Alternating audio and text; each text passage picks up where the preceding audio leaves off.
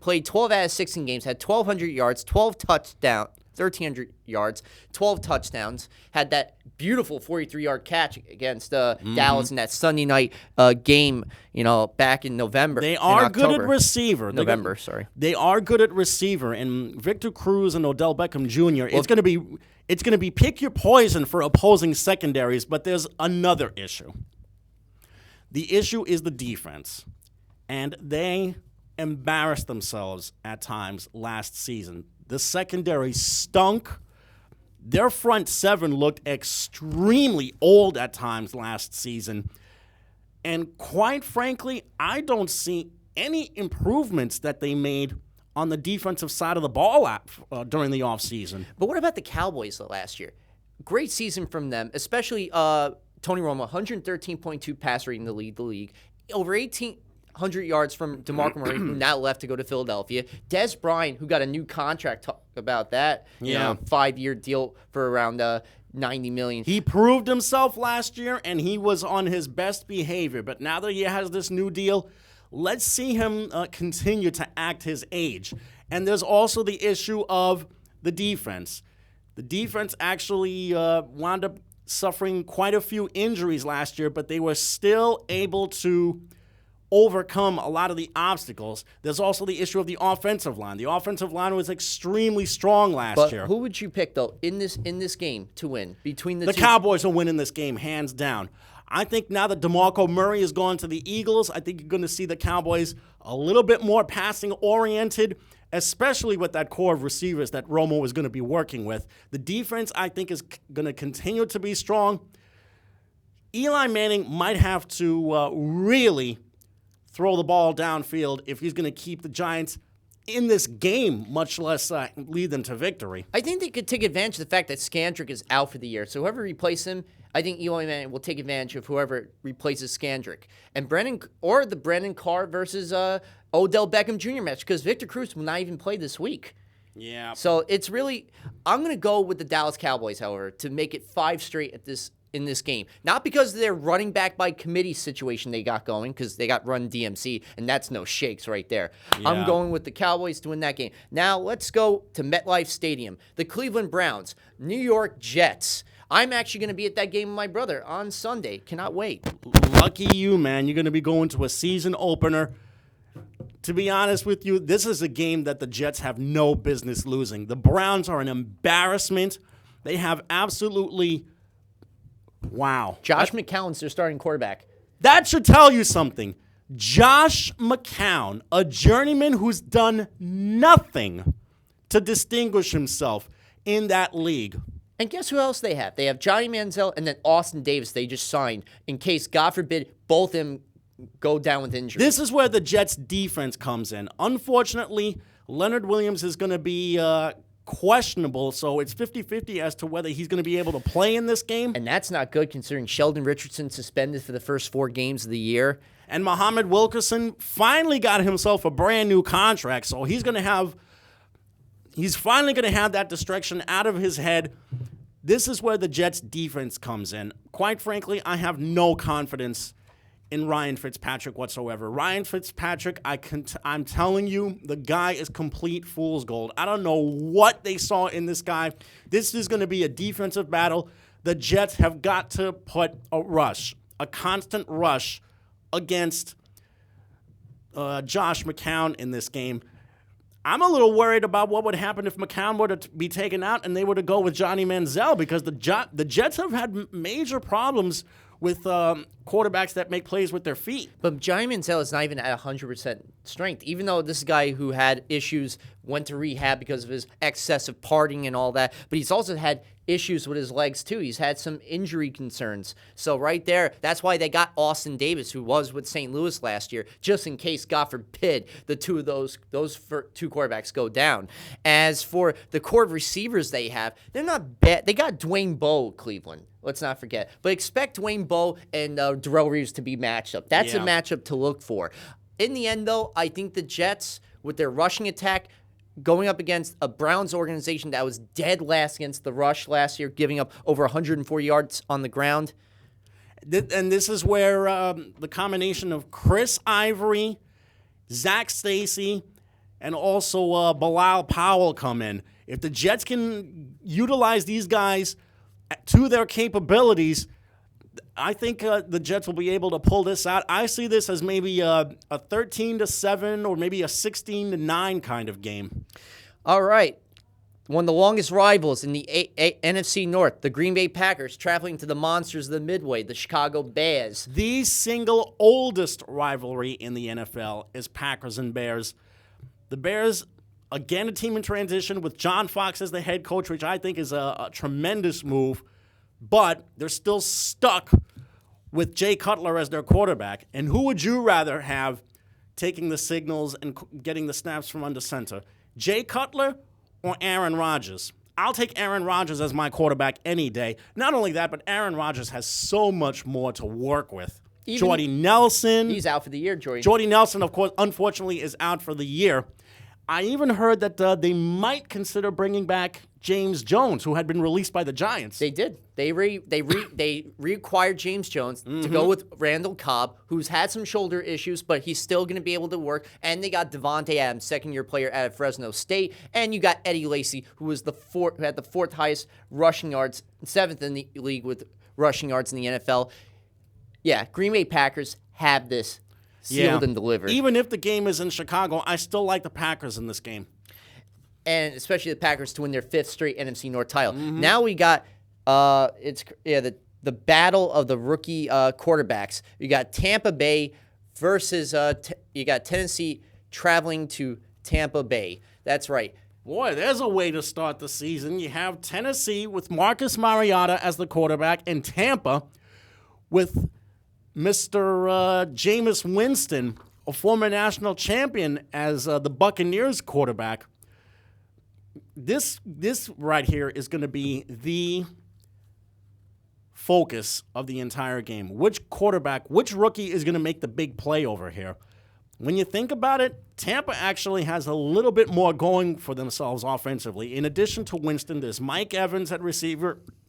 There's Doug Martin, who should be back 100% healthy after being hurt last year. And you know what, Mike? Yeah, like you said, Mike Evans, Vince Jackson, Doug Martin, the muscle hamster, going for Jameis Winston. But Jameis Winston had a terrible preseason. But, of course, the preseason those numbers pale in comparison to the numbers you're going to have in the regular season. But let's not forget the last time these two met, Winston and Mariota, it was in the first ever college football playoff semifinal Rose Bowl in which Oregon dismantled Florida State 59-20. These are the last two Heisman Trophy winning quarterbacks, by the way, too. Yeah. The two top picks in this year's draft. There's going to be so much centered around that. To me, I think it's going to be, and it's really crazy for me to say this, I'm going to go with Marcus Mariota and the Tennessee Titans to really shine. And I like the running back they acquired from Cleveland, Terrence West, to go along with Bishop Sankey. I think they're going to have a field day with Tampa Bay. Yeah, even though the Buccaneers are a little bit more polished offensively, I think Mariota himself is a little bit more polished as a player. I like Tennessee in this game as well. All right, a rematch that's always wonderful to watch. The Baltimore Ravens traveling to Denver to take on the Broncos. The last time they played each other was in 2013 to start the year off, when Denver supplanted Baltimore 49-27. Yeah. And then before that match, the double overtime game in the 2012 divisional playoffs, when Baltimore beat Denver 30-28 in double overtime. Yeah, what an outstanding matchup this is going to be. I already mentioned that Peyton Manning is still an elite player, even in spite of his advanced age, which is 38 by now. But at the other end of the spectrum, Joe Flacco has long established himself as one of the top quarterbacks in this game. This is going to be such a tough game to try and figure out, but I'd have to give a slight edge to the Ravens in this one. I think they're better defensively.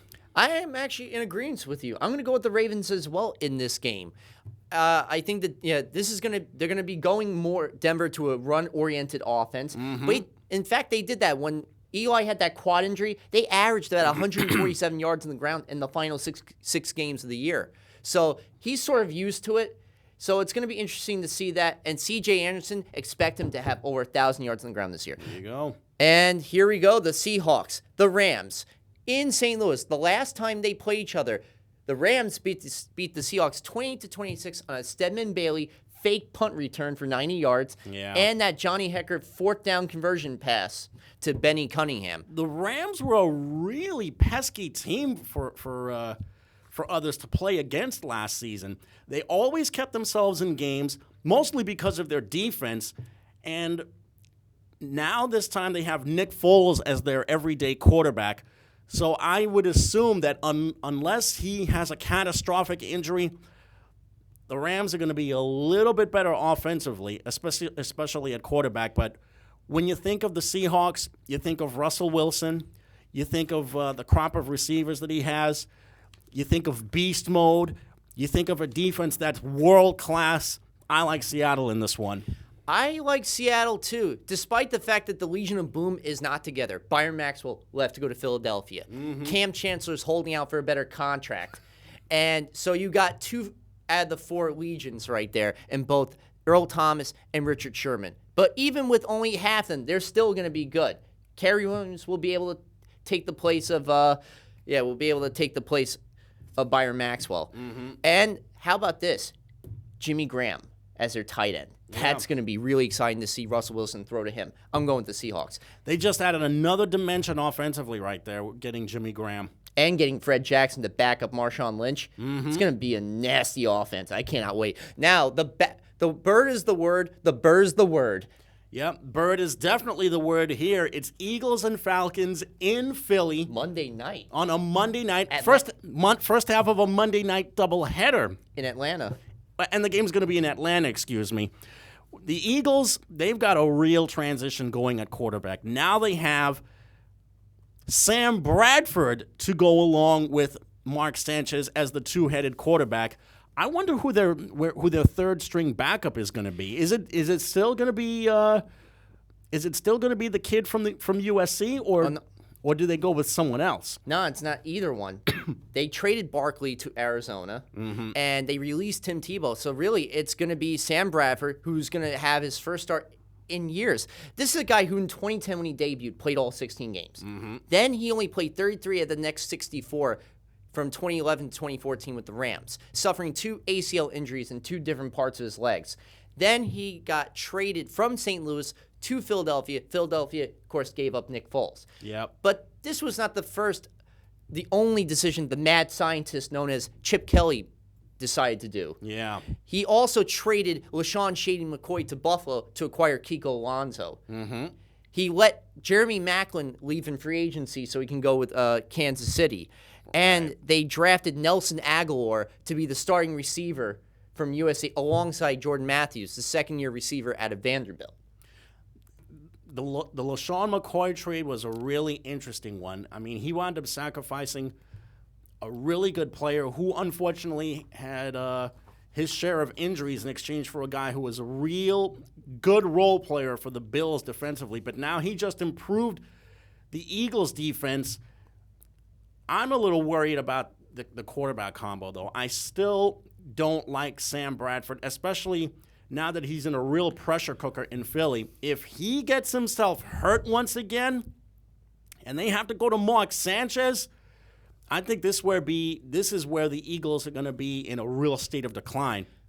I know. And honestly, I think the Falcons are going to win this game. This, again, a team that gave up 398 yards per game, gave up the second most passing yards in the league. No, the most passing yards in the league, 279.9, 21st against run. That's why they brought in Dan Quinn. Look what he's done for the defenses in the last 3 years with the Seattle Seahawks. Yep. He's going to bring that to Atlanta.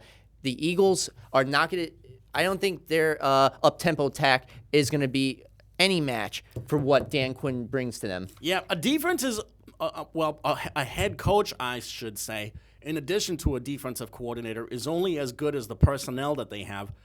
Who do the Falcons have to turn to in order to make a big play defensively? Vic Beasley, the guy they picked in the first round out of Clemson, is going to be the man to look out for. Adrian Claiborne, too, is going to be another good player. Justin Durant, who played years ago with the Tennessee Titans, is going to be good for them. And it's not just the defense, the offense. Julio Jones got another contract extension this past year, having over 1,000 yards, 1,500 yards receiving, and 104 catches. And on top of that, you got Matt Ryan, Matty Ice, who's had a great record at home. They win it. Now let's go to the next matchup. Okay, quickly. We got Vikings, 49ers, the site of Super Bowl 50. I am going, and you're going to think this is nuts, Minnesota Vikings is my pick. The way the 49ers have just fallen off the map, especially with all of their departures and retirements, it wouldn't surprise me if the Vikings did win this game. I mean, when you think about it, Colin Kaepernick is so much more polished as a quarterback than Teddy Bridgewater is. I still think Teddy Bridgewater has a chance to be a really good player in this game, but I think the Vikings might have a tad more on each side of the ball. I like Minnesota in this game as well, but with extreme caution. I know. It's really going to be fun to watch them, especially Mike Wallace, now joining that receiving corps in Minnesota, and Adrian Peterson, what he does in his first full game since last year. Okay, with just 13 ticks, we got the Bengals going to Oakland to take on the Raiders. The Bengals have been to the playoffs the last 4 years and have not won since January 1991 when they beat the Houston Oilers and when Boomer Esiason was the quarterback. And the Oakland Raiders haven't been to the playoffs since 2002. When they went to the Super Bowl. And they're a team that's in flux. However, I'm going with Oakland. I cannot wait to see what Derek Carr does with Amari Cooper, the wide receiver out of Alabama that they drafted with the number 3 pick. And, of course, Khalil Mack, their really dangerous defensive player. And you got Ken Norton Jr., who was defensive linebackers coach with Seattle last year as a defensive coordinator. Well, Ken Norton's a guy who was a great linebacker back in the day with the Cowboys and the 49ers, won Super Bowls with both teams, and has really paid a lot of dues as an assistant head coach. This is a really important hire that the Raiders made. But I told you before, the Raiders are a place where careers go to die. And I am not sold on Derek Carr as the quarterback. A receiver is only as good as the quarterback that he's working with. Amari Cooper is going to be really good, but he's going to have to really make Derek Carr look good with some spectacular catches if the Raiders are going to be doing anything. A lot of people have been picking Cincinnati to be on the downside this year. As long as they have A.J. Green, and I don't think that the quarterback that they have is as terrible as people make him out to be. I'm picking Cincinnati in this one. As for the next game, Bills and Colts.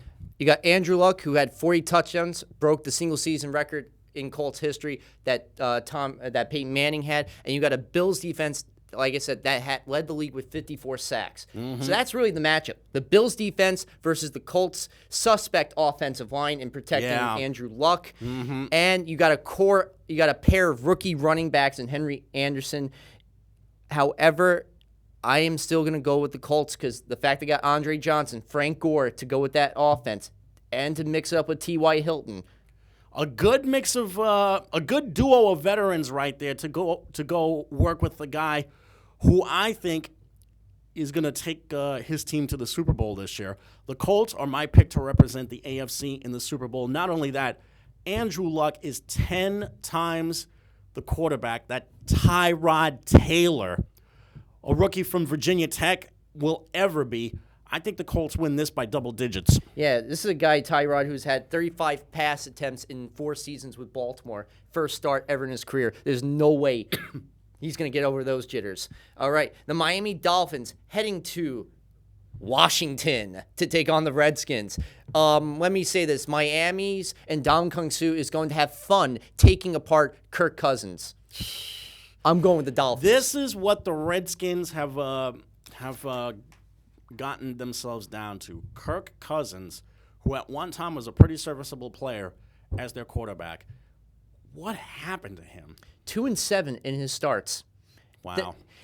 On top of that, this was a controversy waiting to happen when Jay Gruden took the job last year because his offensive scheme is different from what RG3's skill sets are. They didn't get along. Even the last year Shanahan's administration, he didn't get along with RG3. RG3 with concussions, ACL injuries. And I've been hearing that RG3 has been acting like a little brat with Jay Gruden lately.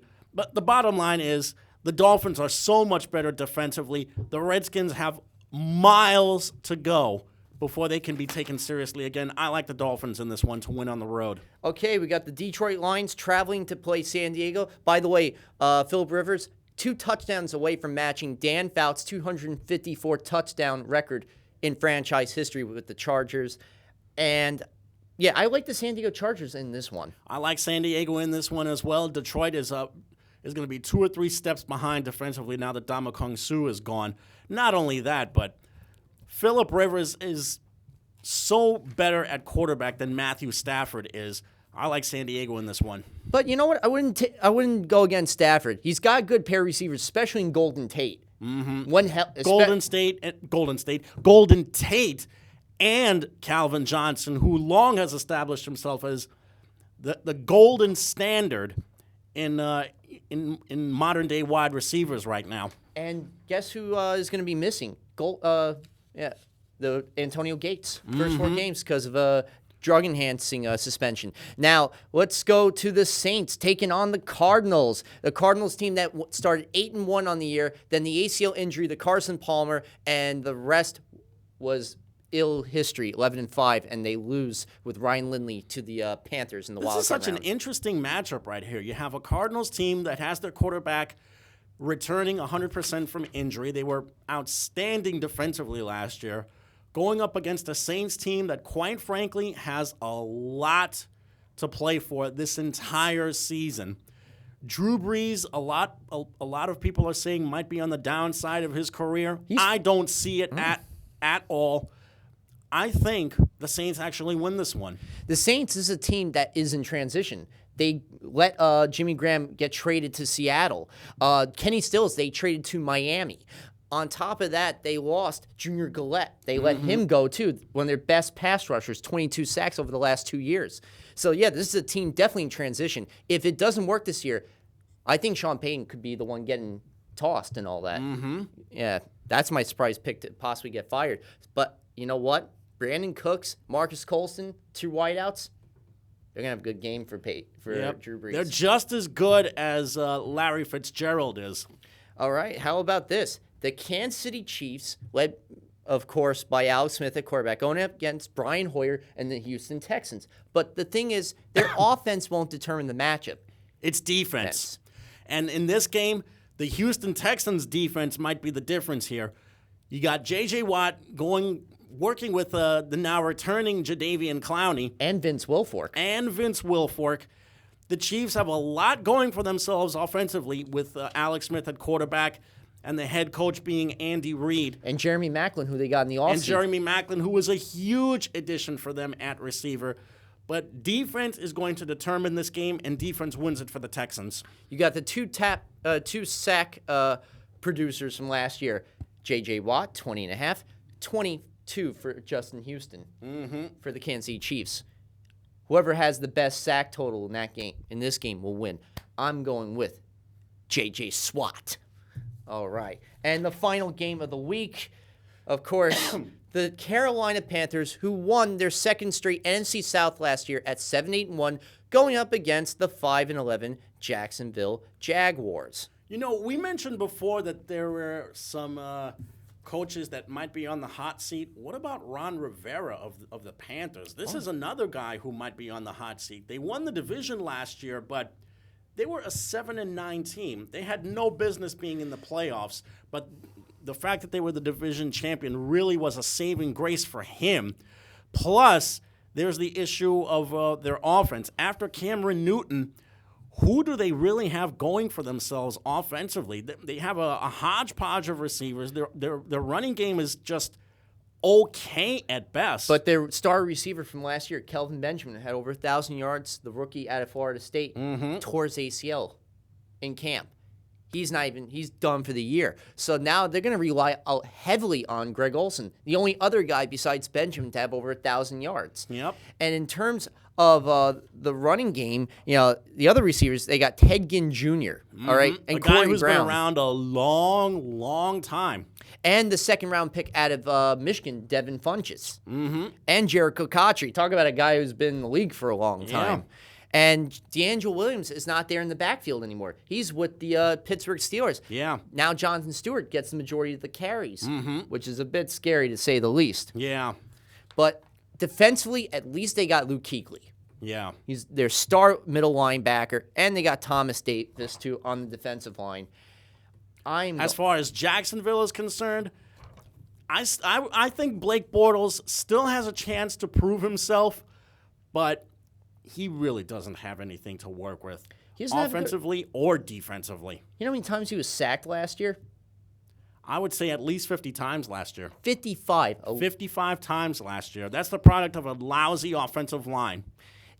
It just really baffles me. And again, they were 31st in total offense last year. 289.6 yards they averaged per game. And he also had a converted running back, Denard Robinson, to work with, a guy who was a pretty good player when he played for the University of Michigan. But this kid, T.J. Yeldon, who had a great year with Alabama, could continue the tradition of Alabama running backs really making well in the NFL. If you notice, Mark Ingram, New Orleans Saints starts for them. Eddie Lacy with the Green Bay Packers. Very good for them.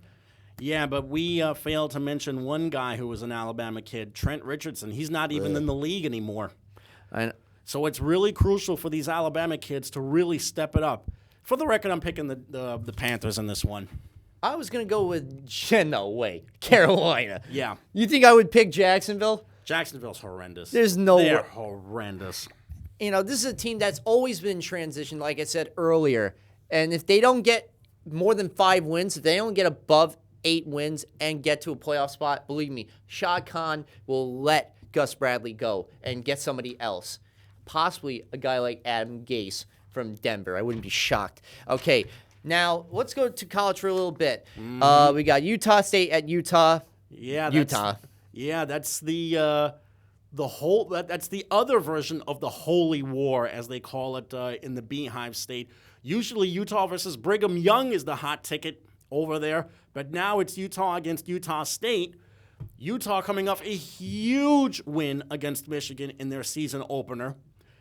And it just goes to show you Utah is more than just offense. They've got a really underrated defense as well, and they were able to sack the Michigan quarterback 5 times in the previous meeting. Oh, Jared Rudock, yeah. Utah is going to be a really dangerous team in the Pac-12 this year. I like them to beat Utah State. I like South Carolina to take care of Mark Stoops and the Kentucky Wildcats for sure. I also like Louisville to beat Houston in a matchup of former Conference USA / American Athletic Conference teams. Louisville had a good comeback in that second half, nearly against Auburn last week, and they lost. Minnesota coming off their loss against TCU, going up against Colorado State. I think Mitch Leidner is going to lead the Golden Gophers to a victory. Notre Dame all and out kicked Texas teeth in last week. I think they're going to do the same thing to Virginia this time. I concur. And the battle of the first-year head coaches, Oregon State and Michigan. I actually like Michigan to win their home opener this time. Believe me, if Mike Riley beats Michigan, that will be embarrassing. Yeah. That will be very embarrassing. There's no way at home they're going to do that. Michigan wins. Boise State, BYU, one of my favorite games this week. I feel bad for BYU's Tyson Hill, second straight year with an injury now. Yeah, what a disappointment for him. But how about the way that BYU was able to steal the Nebraska game last weekend on a Hail Mary by the backup? Winning 33-28. I think this time, though, Boise State will win this one. LSU, Mississippi State. LSU couldn't play their first game against McNeese because of lightning. However, will lightning strike twice? No. I think I like LSU in this one. I like Dak Prescott and the Bulldogs. I think they're going to take this one. Oklahoma, the air raid offense of Oklahoma against the Volunteers of Tennessee. I like Baker Mayfield. I think they take Tennessee down a notch. Tennessee's got some good things going with them recruiting-wise, but I still like Oklahoma in this one. And then the biggest game of the week, Oregon Ducks, Michigan State Spartans. This is going to prove who really is a national title contender. I like Oregon in this one. I like the Spartans in this one. I think they're going to win this game. Jamie, awesome being with you on this first edition of the Blitz Zone. We will see you back next week for another episode of the Blitz Zone here on CTV. Good night, everybody. Peace.